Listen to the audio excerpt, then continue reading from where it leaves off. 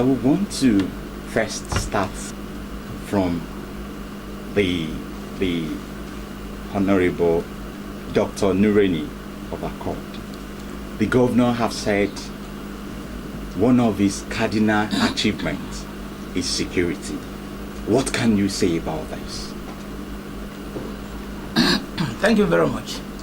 Well, first and foremost, I want to believe that any responsible government at whatever level, the first major assignment of such a government is provision of security, peace and security in the state.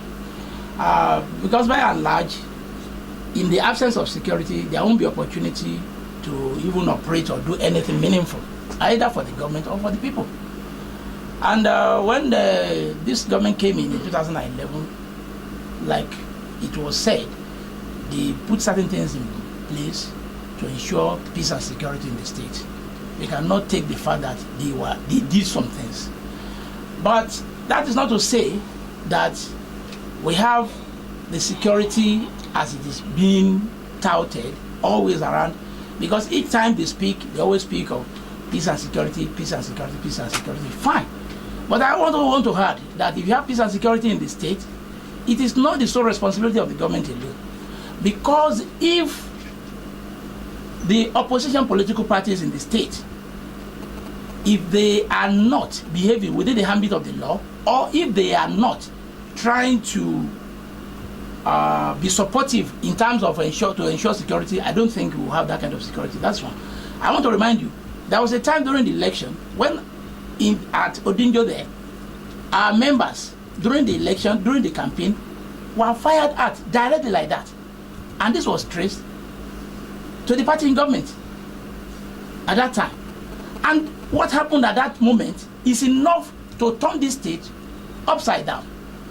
Why? Because if we had reacted or we had allowed a reprisal attack to take place, we wouldn't be where we are today. So while I'm not saying that they have not done one thing or the other, that is not to say that the opposition parties in the state have not been also tolerant of the situation. And that is one of the reasons why we have security. That is one. Two, even during the APC primaries or campaigns at Okeado, we knew what happened there, which included the shooting and the killing of a police officer and some other people, innocent people. That even happened among the APC stalwarts.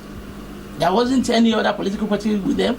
That happened, and we all hear of these 1 million boys and their nefarious activities in the city of Ibadan, which was becoming more notorious than anything that anybody can ever think of, and that has been happening for a long period of time.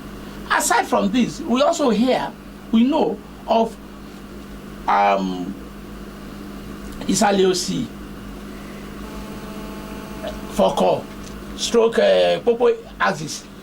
In this government, those places have been sacked more than two, three occasions. That houses were burnt, shops were looted terribly, and then nothing serious has been able to. That's part of the things that we experience under this administration.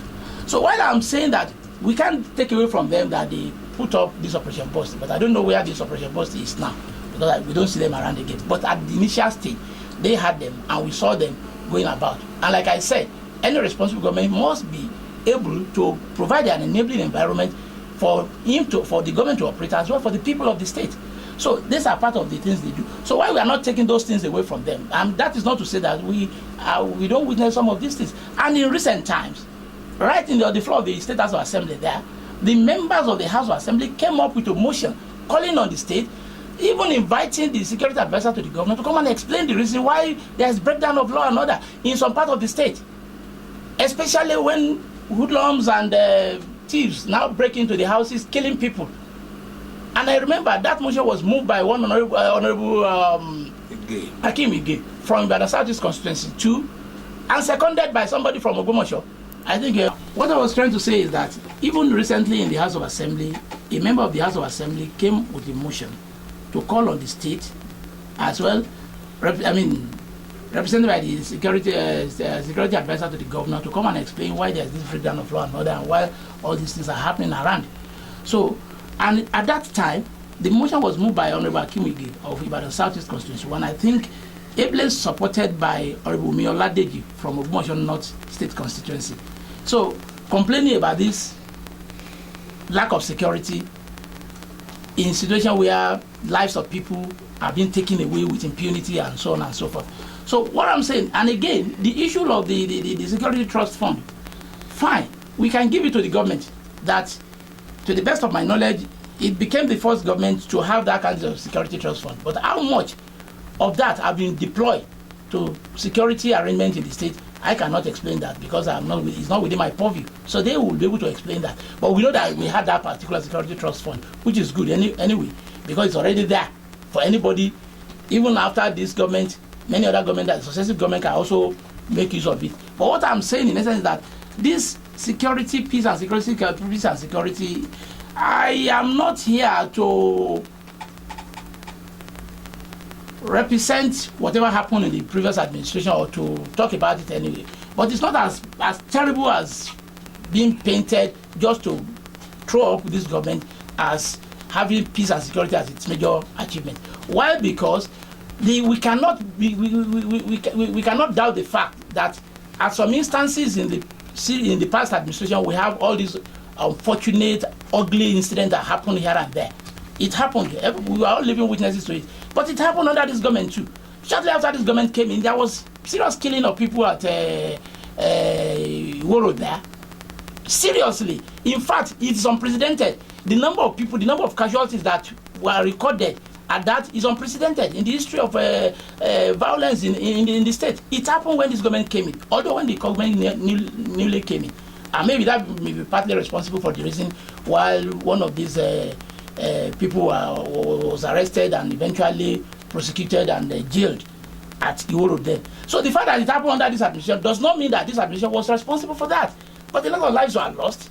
And in some of the events that we mentioned too, there a lot of lives were lost. We still have robbery, we still have all these kind of things that we say. So why we are not saying that the government is not doing its own bit in terms, because when you even talk opposition, the opposition has to be responsible. The kind of opposition we play is not an irresponsible opposition. That when the government does something good or something that we can really see, we admit and we commend. But the government too should be tolerant enough to receive criticism when they comment about something, about their inaction or action that is seen as not being in the best interest of the people. So as far as security is concerned, I can call the government at least a little bit above average on the issue of security, and I think that's the major achievements that they always tell us, and that's why it's always number one whenever they mention this government. They will say peace and security. We thank God that we're still peaceful in our state, but then they should give kudos to the opposition parties that have not make this state to be ungovernable or to create any problems that the state government will be grappling with. Thank you very much. We will have Honorable Asimi Alabi to also comment on this, but I want us to be very fair. If the government have done well in security, definitely. We should be able to come out to say yes, indeed, they have done well in security, because security is the bedrock of any meaningful thing to happen.